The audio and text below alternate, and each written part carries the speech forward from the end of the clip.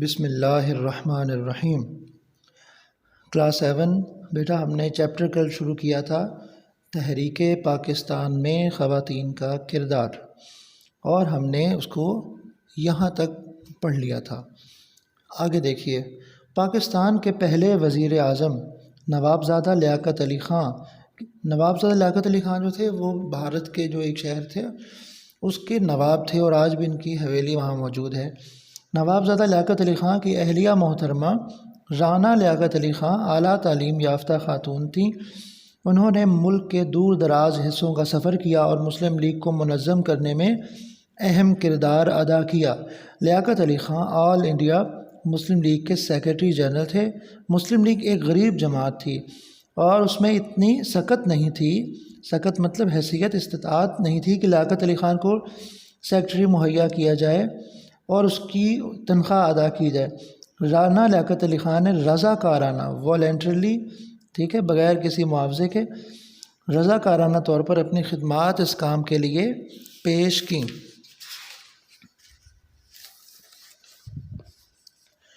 فاطمہ بیگم مشہور زمانہ پیسہ اخبار کے مدیر محبوب عالم کی صاحبزادی تھیں۔ انہوں نے مسلم خواتین کو بیدار کرنے میں سرگرم حصہ لیا۔ فاطمہ بیگم نے خاتون نامی اخبار بھی جاری کیا۔ اس اخبار کے وسیلے سے انہوں نے مسلم لیگ اور قائد اعظم کے پیغام کو عوام الناس تک پہنچایا۔ بیگم جہاں آرا شاہ نواز اور گیتی آرا بشیر احمد مشہور مسلم لیگی رہنما سر محمد شفیع کی صاحبزادیاں تھیں۔ ان دونوں بہنوں نے تحریک آزادی میں نمایاں خدمات انجام دیں۔ بیگم جہاں آرا شاہ نواز نے تینوں گول میز کانفرنسوں میں مسلم خواتین کی نمائندگی کی۔ وہ پہلی مسلم خاتون تھیں جنہوں نے لندن کے گلڈ ہال میں خطاب کیا۔ پنجاب سے جن خواتین نے تحریک پاکستان میں سرگرم حصہ لیا ان میں لیڈی مراتب علی، فاطمہ بیگم، بیگم اقبال حسین، بیگم سلمہ تصدق، بیگم شائستہ اکرام اللہ، بیگم وقار النساء نون، بیگم نواب محمد اسماعیل اور نور الصباح بیگم کے نام شامل ہیں۔ سندھ سے تعلق رکھنے والی نصرت خانم لیڈی عبداللہ ہارون نے بھی، سر عبداللہ ہارون بہت بڑے آدمی تھے، ان کی مسز تھیں، نے بھی خواتین کی بیداری میں اہم کردار ادا کیا۔ آپ تحریک خلافت کی زبردست حامی تھیں۔ تحریک خلافت جو تھی وہ سلطنت عثمانیہ اوٹومن امپائر کو بچانے کے لیے چلی تھی کہ جب ورلڈ وار 1 کے بعد انگریزوں نے اپنا کیا ہوا وعدہ جو ہے وہ بھلا دیا اور کہا کہ ہم اس کے ٹکڑے ٹکڑے کر دیں گے سلطنت عثمانیہ کے، تو یہاں ہندوستان میں ایک خلافت چلی، تو خلافت موومنٹ کہا گیا کہ جناب سلطنت عثمانیہ کو بحال رکھا جائے، یہ ہماری سلطنت ہے، کیونکہ وہ اس میں عرب شریف بھی تھا، حجاز مقدس کے شہر بھی تھے، تو اس وجہ سے سلطنت عثمانیہ جو تھی مسلمانوں کے، وہ جتنے ملک میں رہتے تھے وہ ان کی نگاہ میں عزت کا مقام رکھتی تھی۔ لیکن افسوس کہ انگریزوں نے اپنا کیا وہ وعدہ بھلا دیا اور یہودیوں کی امداد سے سلطنت عثمانیہ کو توڑ دیا۔ 1938 میں انہیں آل انڈیا مسلم لیگ کی مرکزی خواتین کمیٹی کے لیے نامزد کیا گیا، اور انہیں سندھ کی صوبائی خواتین کمیٹی کا صدر بھی منتخب کیا گیا۔ کراچی میں واقع ان کا گھر سیاسی سرگرمیوں کا مرکز تھا۔ سندھ سے تحریک پاکستان میں حصہ لینے والی دیگر خواتین میں لیڈی صغرا ہدایت اللہ، بیگم خیر النساء شعبان اور فاطمہ شیخ کے نام نمایاں ہیں۔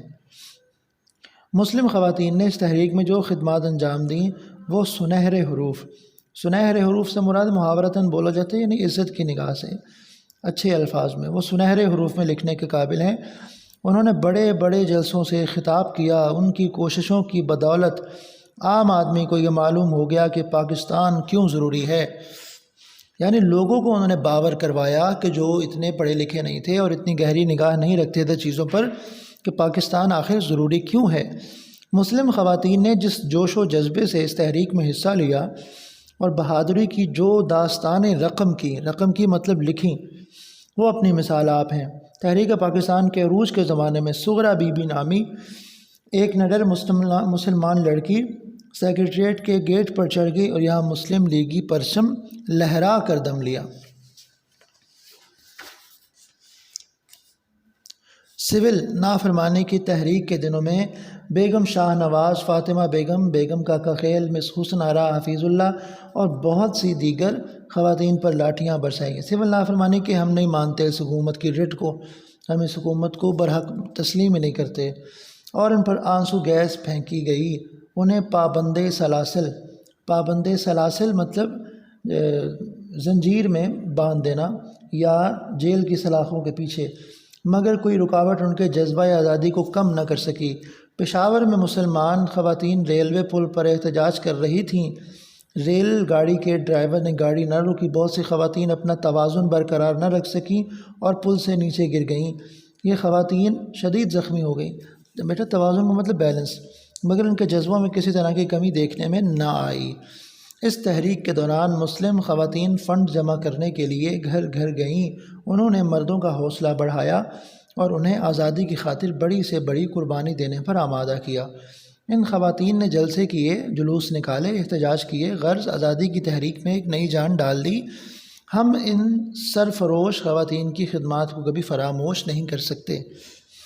جی تو بیٹا آپ نے دیکھا کہ پاکستان کی موومنٹ میں جس طرح مردوں نے حصہ لیا، اور میں تو کہتا ہوں اس سے بڑھ کر ہی، شاید اس سے کہیں بڑھ کر جو ہے، اپنے سے کہیں زیادہ جو وہ کر سکتی تھی اس سے کہیں زیادہ ادا کیا رول اپنا، یہ تھی خواتین۔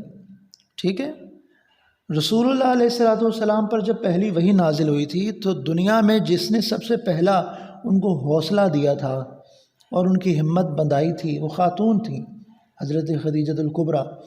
ٹھیک ہے، تو جس پر یہ آیت نازل ہوئی تھی، یا ایھا المزمل، اے کمبل اوڑھ کر بیٹھنے والے۔ ٹھیک ہے جی، تو یہ بیٹا خواتین ہیں جو قوموں کو سنوارتی ہیں، اور یہی خواتین ہیں سوری ٹو سے جو قوموں کو بگاڑ دیتی ہیں۔ بچے کی جو پرورش کرنا ہے نا بیٹا، وہ خاتون کا کام ہے، مرد کا کام ہے، لیکن ذمہ داری خاتون کی ہے، ماں کی ہے۔ جو مرد کا ذمہ ہے نا وہ ہے رزق کا بندوبست کرنا، رزق مہیا تو اللہ کی ذات کرتی ہے، لیکن نان و نفقہ کی جو ذمہ داری ہوتی ہے وہ مرد کی ہوتی ہے۔